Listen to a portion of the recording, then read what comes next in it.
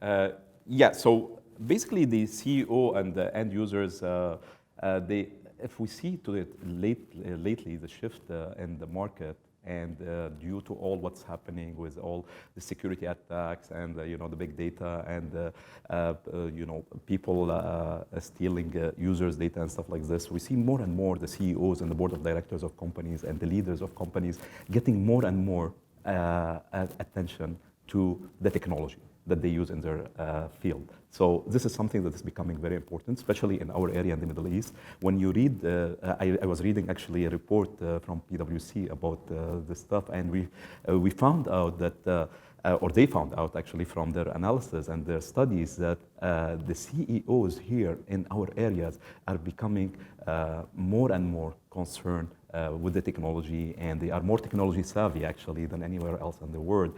And as you know, Glesny, trust is one of the most important things in any organization for the consumer to continue dealing with companies.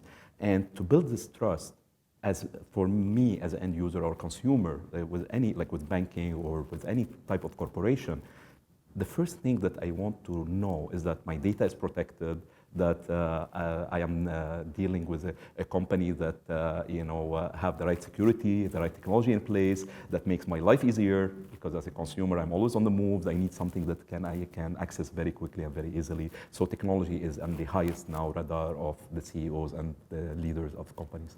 Yeah.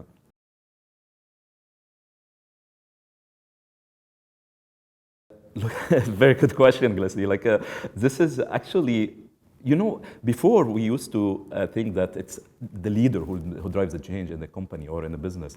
Today, it's more and more, it's the customer demands that is driving the change. The competition, which is becoming stronger, and if you look at the globalization in the industry, you feel that this is causing lots of corporations from all over the world to come into our industry. Today, you can buy things and sell things in the US or in Canada or in Europe from here, from your bedroom. So it's not any longer like the local business that do your business and day-to-day business. So this is why this competition, this globalization, the millennials also, the people who we are hiring today, the young, like for example, like you are a young person, starting in this corporation. These millennials, their needs are different. They are not also as loyal as before. So all of this is driving the change in the business demands and stuff like this. So basically, it's the globalization, it's the millennials, it's consumer demands, which is changing, security threats. All of these stuff is changing, driving changes in corporations, especially in technology. Yeah.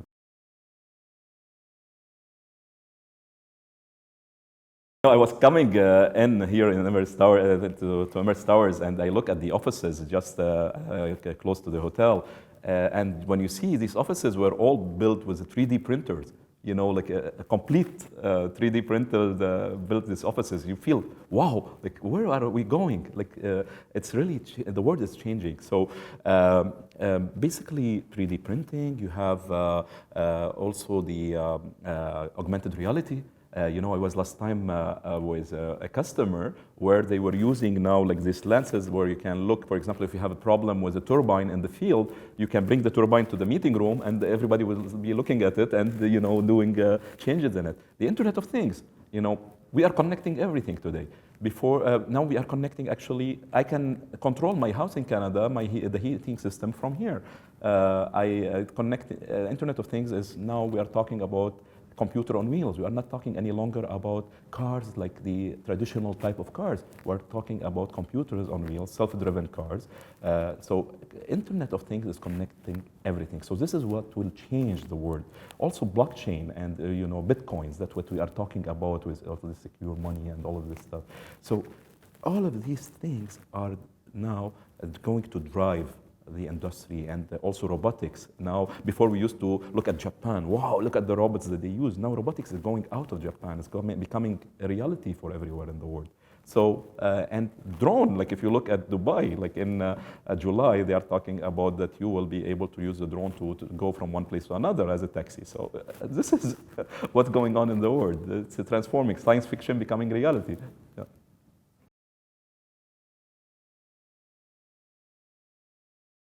Uh, Look, I think the first and the most, in danger right away, I think the banking industry, the financial sectors. Hackers, the first thing they want to attack is the people, thieves, they want to make money.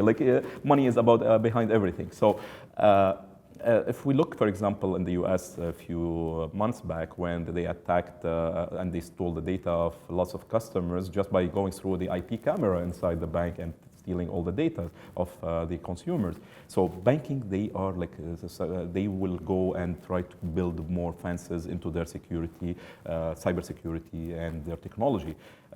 Also create better tools for the end users who are like me, for example, always on the move. They need something accessible from wherever they are in the world to do their transactions.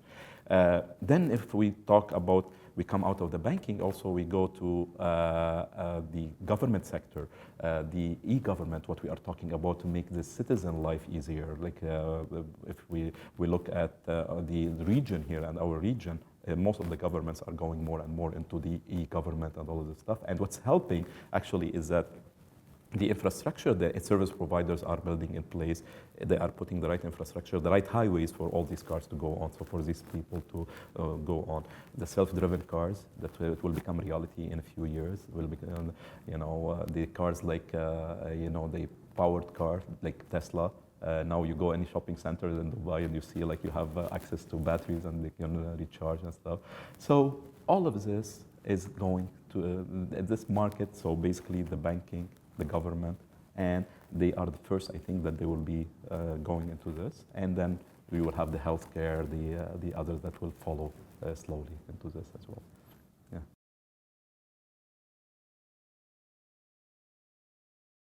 When I started to work 20 years ago, I used to sell to CIO, and CIO was important in the company, but still he was just doing this small computers and stuff like this. So it was hard for him to meet the CEOs at that time and stuff. The CIO role today is becoming more and more important. It's one of the most important roles actually in any corporation. He's the driver behind anything in the company because any businesses inside the company now, it's all about technology.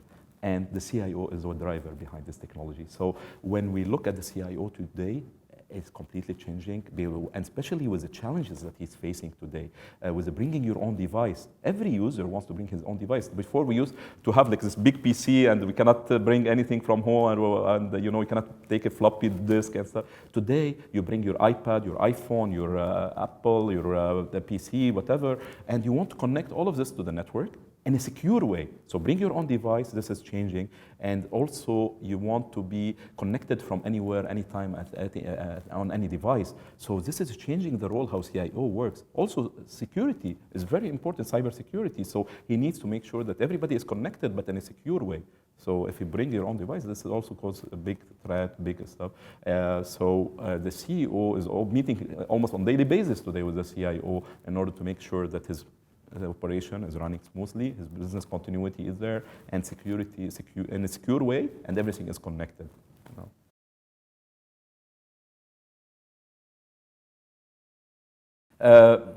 Look, the world is changing very fast. Technology is moving very fast. We can say, yeah, their objectives are met based on the objective that they set 1 year ago or 2 years ago.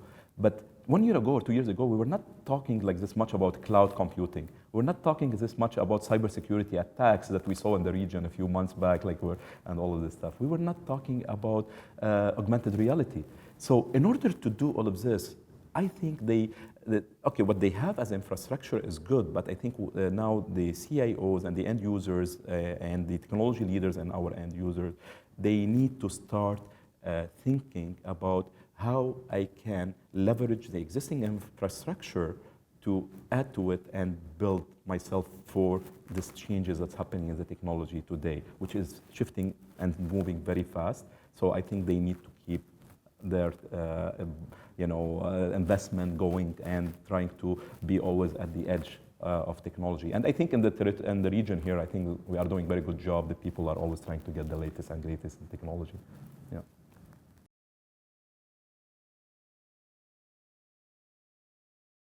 I guess yes, big time, especially when we look at many things that's happening in my territory, for example, Middle East and Africa that I manage. When I look at, for example, the currency devaluation in Egypt or in South Africa, or when we look at the oil and gas drop in prices and stuff like this, for sure, then the budget starts, it's a rippling, the economy, it's a cycle. So the budget is getting more, less and less. So this is why you find that the customers want to do more with less. And this is where our work as technology providers and technology vendors comes, is by providing the best and the latest technology with the lowest cost. So when I say this, I mean is that before we use lots of industry used to go more into capex and pay for their stuff. Because of the budget constraint, you see them more and more going into opex, where we are working with the service providers and everybody as Juniper and other companies, technology providers, to build this cloud environment that they can sell through service provider as opex to the business, so the business doesn't need anymore to buy and maintain their stuff. They can rent it and pay from their operation costs. So this is reducing a little bit of their budget, so they get the latest of technology, bigger access to what they want with lower cost that they pay on monthly basis or whatever like this. So yeah.